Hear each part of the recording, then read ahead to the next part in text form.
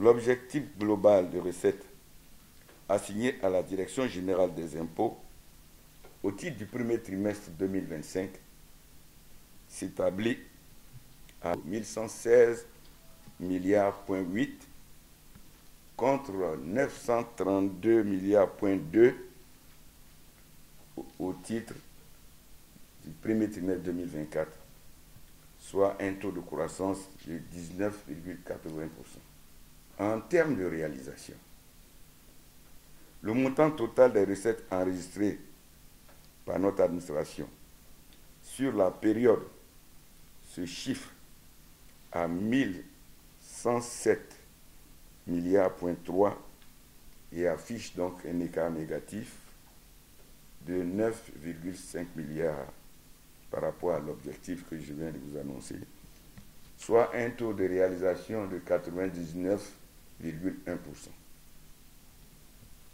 Il convient toutefois de noter que ces réalisations sont en hausse de 194 milliards en comparaison avec le premier trimestre de l'année 2024 qui se chiffrait, elle, à 913 milliards, soit un taux de progression de 21,3%. Malgré ces résultats mitigés enregistrés, je voudrais honnêtement et sincèrement saluer les efforts déployés par chacun et chacune de vous.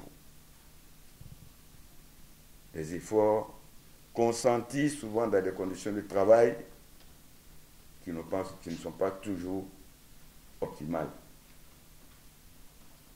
Je vous en félicite, chers collègues, et vous prie de transmettre mes encouragements à l'ensemble de vos collaborateurs qui n'ont pas pu participer à ces assises.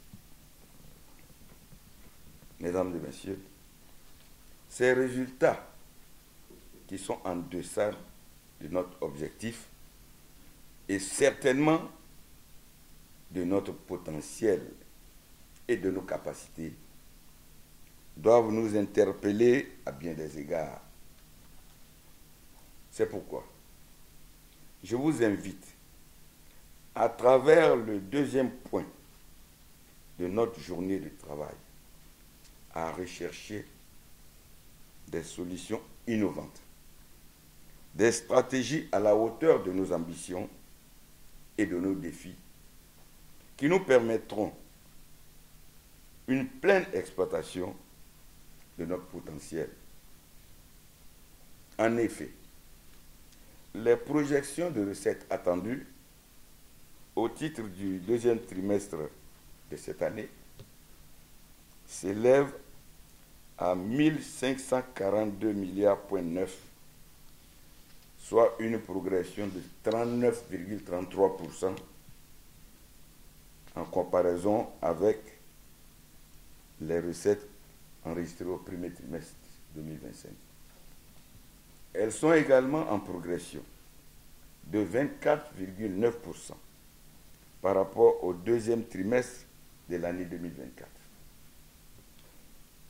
Chers collègues, vous conviendrez donc avec moi que les efforts qui sont attendus de nous commandent que nous puissions redoubler à la fois d'ardeur, d'imagination, d'ingéniosité.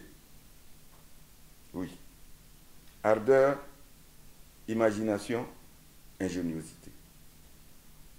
Il nous faudra non seulement combler le gap enregistré lors du premier trimestre, les 9,5 milliards, mais également constituer dès maintenant, c'est-à-dire dès le trimestre en cours, commencer à constituer une provision comme des comptables. Une provision suffisante compte tenu du caractère particulier de cette année. L'atteinte des objectifs de recouvrement de l'année 2025, fixé à 5 191 milliards de francs CFA, se présente comme un impératif pour la Direction générale des impôts. Dans cette perspective, nous nous réjouissons déjà de la tendance relativement bonne qui ressort des résultats du premier trimestre tels que mentionnés par le directeur général et sur lesquels je ne souhaite pas revenir.